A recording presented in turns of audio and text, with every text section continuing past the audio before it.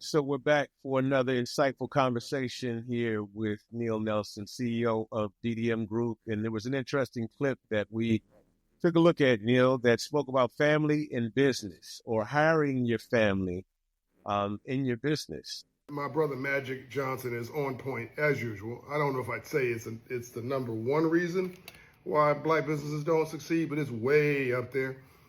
Getting them basically emotional in business. Not hiring Pookie and them. Now, I want you to give me a little bit of context from your vantage point on that. Yeah, I saw the clip as well, Jose, and I think that obviously we would have a different point of view. We own and operate a family owned and ran business. We built it from the ground up as a family owned and run business, growing it up to an 8-figure business over 13 years. And so we have a different point of view than what Mr. Bryant and is talking about. And I think we differ from that for various reasons. And not just us. Let me say this for the record, that the data is in and it's clear, right? 35% of all global Fortune 500 companies are family owned. 30% of global companies that make over $1 billion in sales or more are also family owned. We know many successful family businesses. Walmart, family owned, the majority of the equity. Samsung, the list goes on. Approximately 87% of all U.S. private enterprises are family owned. And so you can't blame family owned for the failure in black businesses. Families are the basic building units of society. It makes sense that family owned businesses would drive the majority of business enterprises. I think what Mr. Bryant focused on was about making emotional decisions. Hiring family doesn't have to be an emotional decision. I think hiring family can make sense, especially if you have the kind of family structure and organization that allows for people to do business together and do business well. And so you can be emotional in hiring a stranger as you can be emotional in hiring a family member.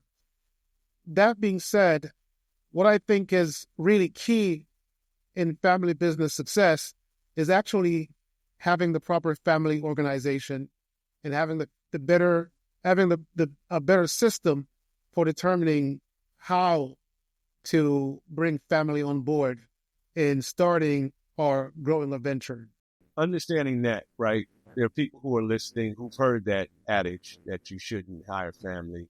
But what are the keys to doing so successfully? What are the expectations that need to be managed or introduced into a situation so that you don't go into a situation where you're overly sensitive?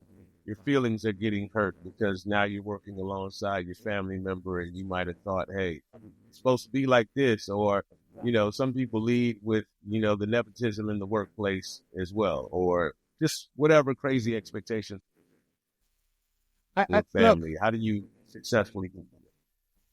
Yeah, I think a large part of what happens in any social context is that people are going to have disagreement, and they're going to have conflicts, and they're going to be fallout from those conflicts that are costly, and that happens whether or not it's a business. I mean, the divorce rate in the country is 50% or higher, and so we cannot say that because people are going to divorce, don't get married.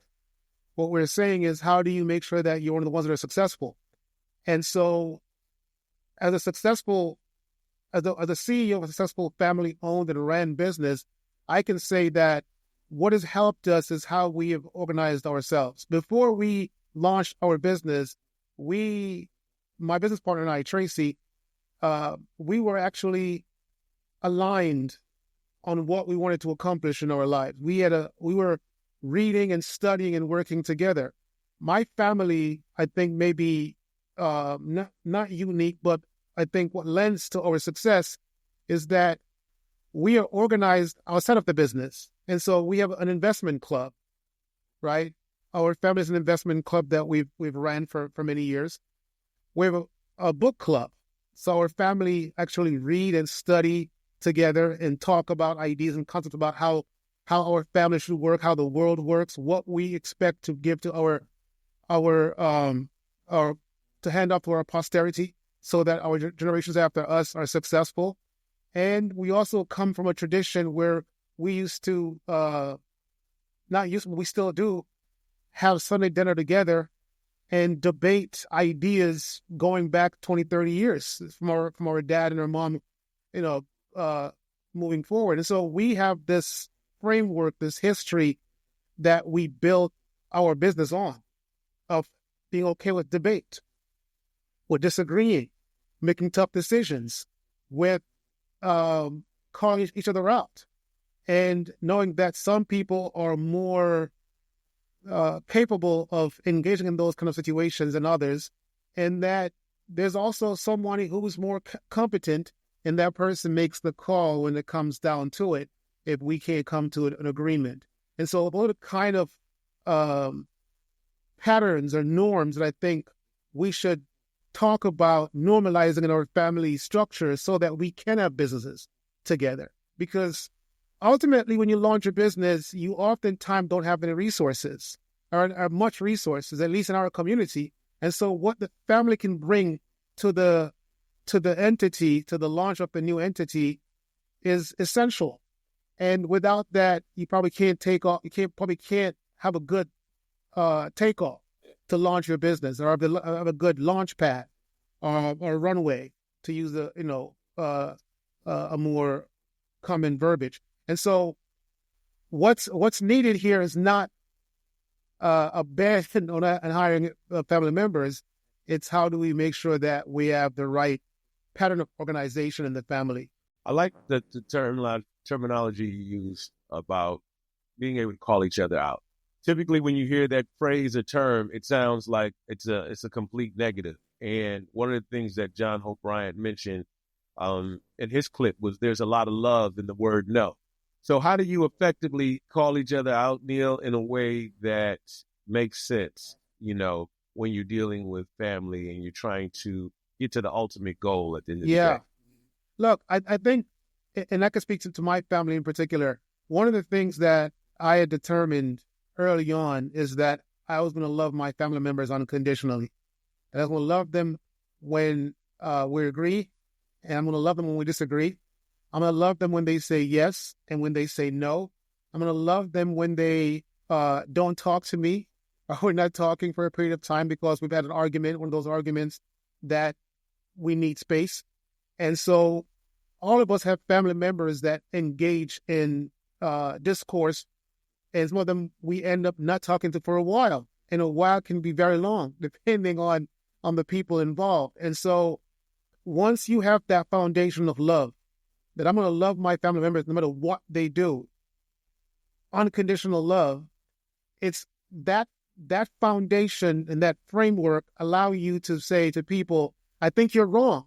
And to whatever comes with that, you can accept that because you know that one thing that's not going to change is I'm not going to stop loving you. And so that's a part of the fabric of our family that allows us to have a business that we have ran now for 13 years and been successful in running it, and have family members come and go within the business. And sometimes the toughest thing to do is to make that call. And you need people in leadership position who are willing and able to make those tough calls, to have those tough discussions, and also understand that it's going to cause some friction in the family. But business is not the only thing that causes family friction, right? Mm-hmm. Any other area of activity that the family experiences can cause the same friction. What you have to do is to make sure that you have good leadership skills to be able to steward the business, and also good financial management skills to manage the finances, so that no matter what happens, you can still exist and keep on playing the game as an entity. Yeah. One of the things I enjoy in our conversations is, you let me know, you like, oh, say, I have a high level of disagreeability. It kind of Yes. takes that level of understanding to work through potential issues, right? Whatever they might be. But, I wanted you, and something else that I've heard you say similar to this statement here, but I wanted you to unpack this if you don't mind. First, it, Sure. second generation spends it, and third generation loses it. How do you prevent the losing aspect and continue to build upon what it is that, everybody's worked so hard to create? Because you see in some families, particularly mainstream or white families, right, where they've had it for generations. It don't look like they're losing anything. What is the key to success in something like that? Right. I think it's about passing the baton on a number of levels, right? We have to understand why we're doing this in the first place.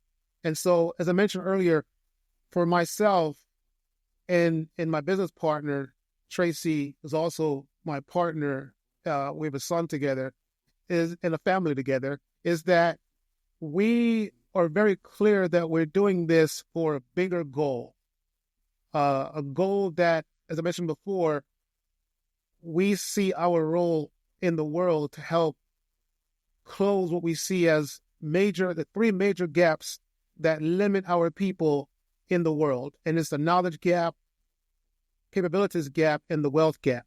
Having that middle level reason for being drives and informs everything that we do. And so at the point that we're bringing new people on, including family members, we want to inculcate them with that vision, that idea, that mission, and that purpose for being. And so we raise our son on this idea. Remember, you're in this world to help accomplish this goal. You're not here to kind of figure out on your own randomly and to let other people inculcate into your mind their visions and their ideas. No, you're here because we want to solve this problem, and it may require that you pick up the baton where we leave it off. And so that requires that kind of clarity of purpose and mission. The other thing is that we have to build complementary institutions. One of the reasons why you can have companies that exist for hundreds of years and have families that own them is that there are complementary institutions that can facilitate the wealth transfer across their generation, so that no one generation has complete access to to destroy the wealth. And so these complementary social institutions can be both in the family and they can be external. And so there are all kinds of structures, like legal structures, like wills and trusts, that you can bring into making sure that the organization is being stewarded in the healthiest way for its continued existence, and that no individual in the family at no point in time has enough power to just outright destroy the entity because of their own personal shortcomings, if you will. There was an interesting part two in this clip where John Hope Bryant was explaining something that Shaq had said, and I know obviously you mentioned your son. How do you manage entitlement, right? Because a lot of times, Shaq was responding to maybe one of his kids said, where they say, well, we're rich, or we got money. And he was like, no, I'm rich. You need to go out here and get these skills. But, sometimes in talking to, say, family about things like, how are you able to manage the entitlement perspective that sometimes can come about because of your proximity to all? Yeah, look, I tell my son, I tell my son that what we're creating is not just for him, but for his grandchildren. That really my commitment is to give his children, my grandchildren, the most opportunity and the most power that I can hand to them, with the mission as well.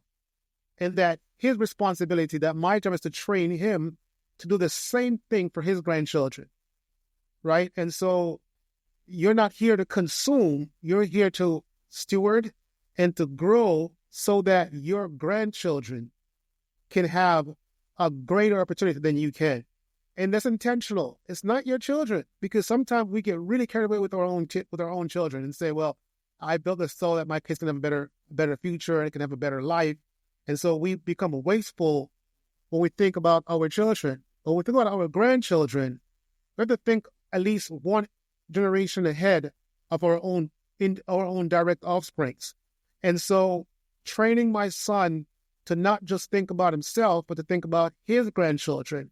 Now I'm looking not just 1 or 2 or 3 generations ahead, so that he doesn't see this as a playground for him, right? To kind of, exploit the resources, but he sees it as an opportunity for him to continue a legacy and to continue a work towards a greater cause. And the cause that we have is something that may take 3 generations. Yeah. And it's building on generations for myself, because I was raised this way. My grandmother, my mother's mother, who I grew up with, along with my mom and my other siblings, is that she taught us that you guys are brought here to help continue a work, to help continue a legacy. And when we were coming to America, she said, remember that you're going there to do something.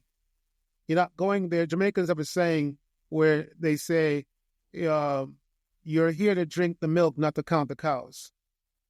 Right? And so don't get distracted with counting the cows. Right? And so even though the cows are an important part of the process, it's the milk that we're focused on, and to get as much of that as possible. Yeah. And so this is what I inculcate into my son and other offspring when they come forth. Yeah. So let me get you to unpack this phrase. I know we've been on this for a little while, and I appreciate you giving us some bars here, Neil, that we can run with, right? But talk about I'll pay you to stay away. John O'Brien mentioned that in that clip too. I thought that was pretty interesting. What do you think about that? Yeah, I think that sometimes he's talking about saying no to people that want to be a part of the organization, the business. Yeah. First of all, let me say this.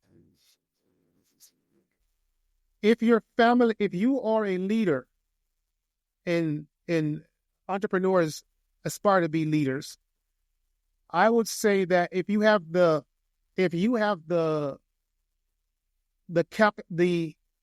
capital or the currency, it's a better terminology. If you're the currency with your family, I would recommend that you start your business by organizing your family. The most meaningful work that any of us can do is to organize our family. I don't mean just your direct family, meaning your direct household, your partner and children. I'm talking about siblings. I'm talking about aunts, uncles, niece, nephews. Organizing your family is perhaps one of the most rewarding work that any leader can do.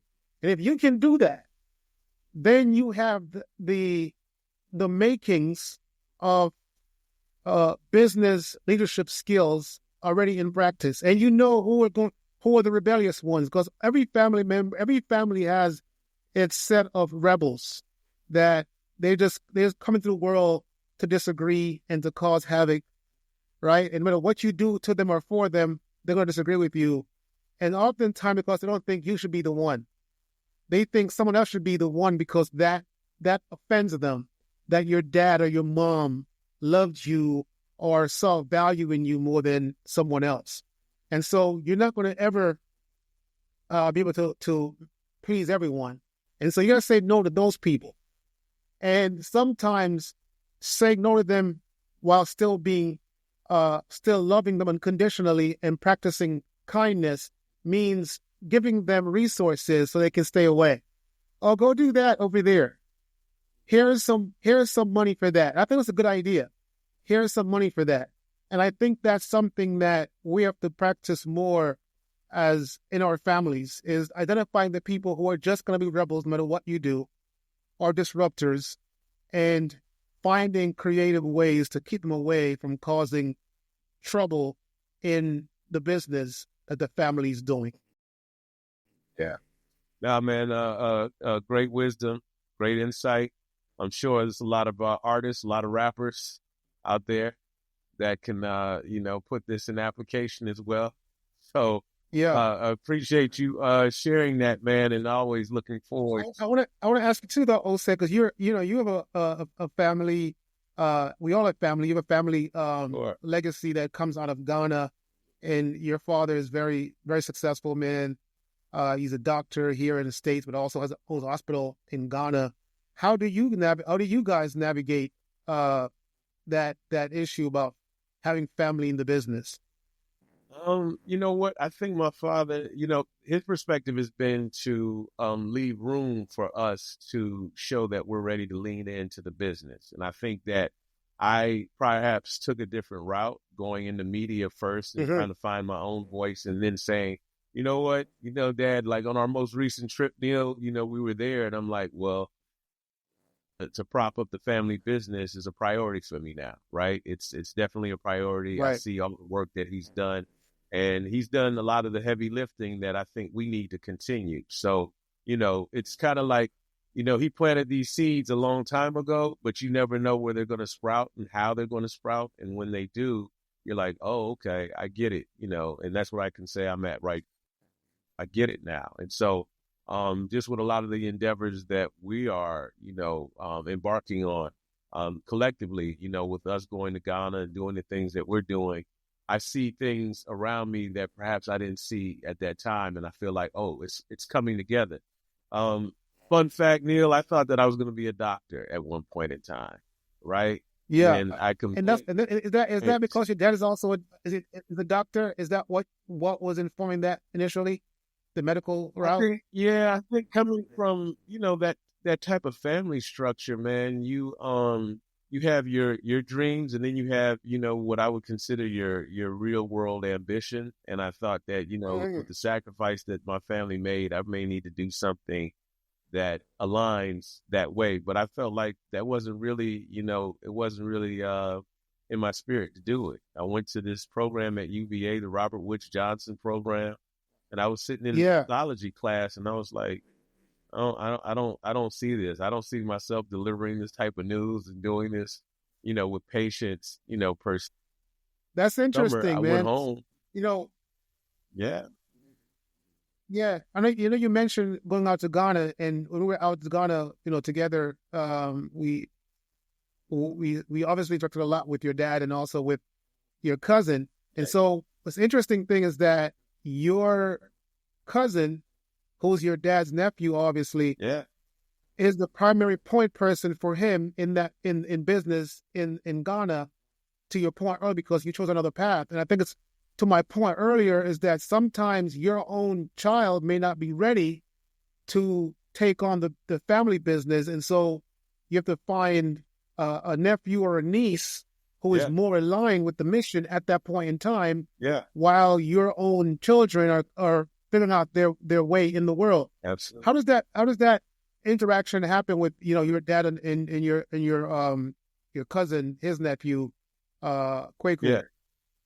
Well, I think Kwaku was almost, for me, he's like an older brother, right? And he's always been, and you can't be offended by that, right? Like, if you're wise, because I think there's a lot of wisdom in, for me in learning from my cousin, just being down in Ghana, just, understanding how he moves and understanding his mindset. He had scholarships to come to, the States and study, you know what I mean? In fact, I think he could have come to Morehouse on a scholarship, and, my father encouraged him to stay home based on what we were trying to build from a family perspective. And he did.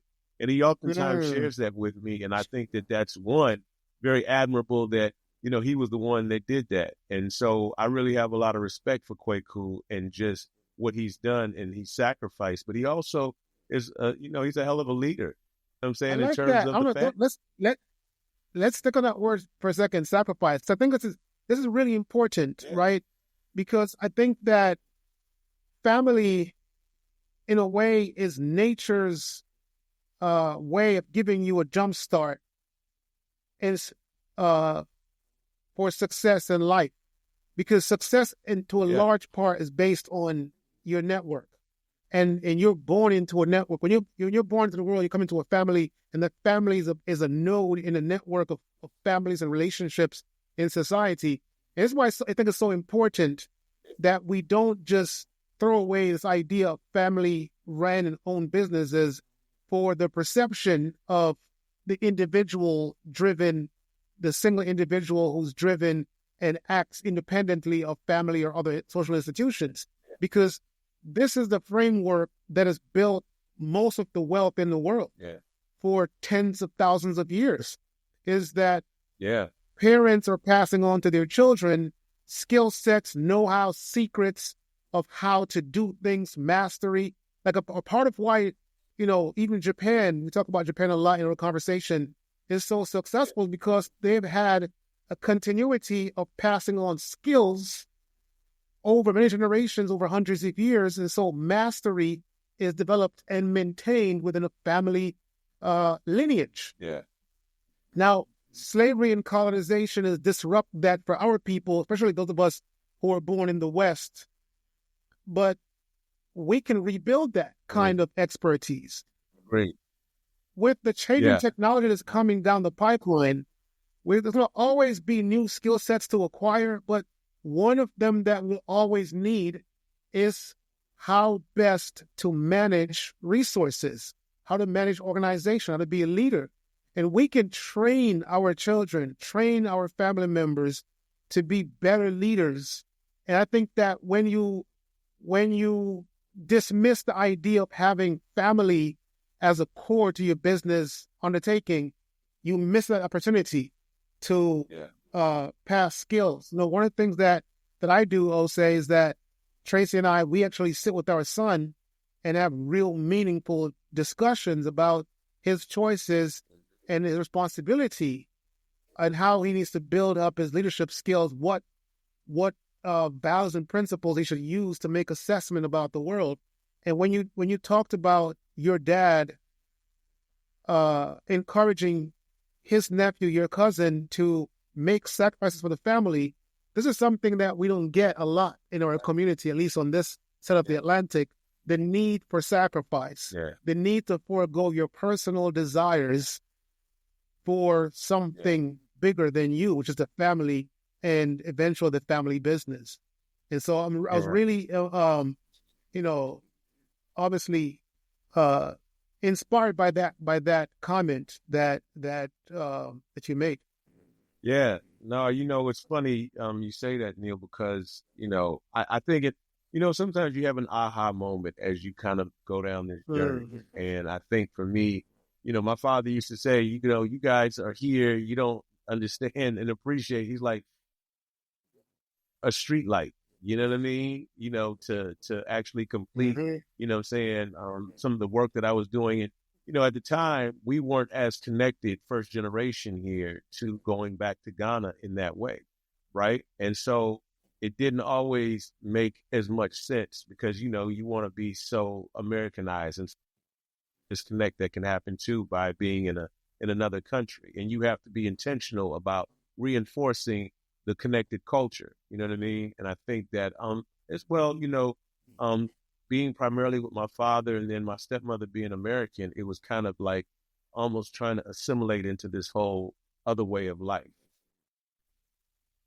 Right. It was like, okay, I get it. And so my cousin do what he done, and also seeing his contribution, like it's undeniable, right? You can't, like, it would be foolish for anybody in our family to deny what Quavo brings to the table, because, he is just that person, in my opinion, for us. And he's a great, as I said, great leader, because, there's so much that can be learned. And sometimes when you're on opposite sides of the world, so to speak, there's a way that it dovetails together with connect. And I feel like, even on this most recent trip, I'm coming back, Yeah, no, I see that. And one of the things that I also, you talked about your dad and how he kind of nudge you guys to see the distinction.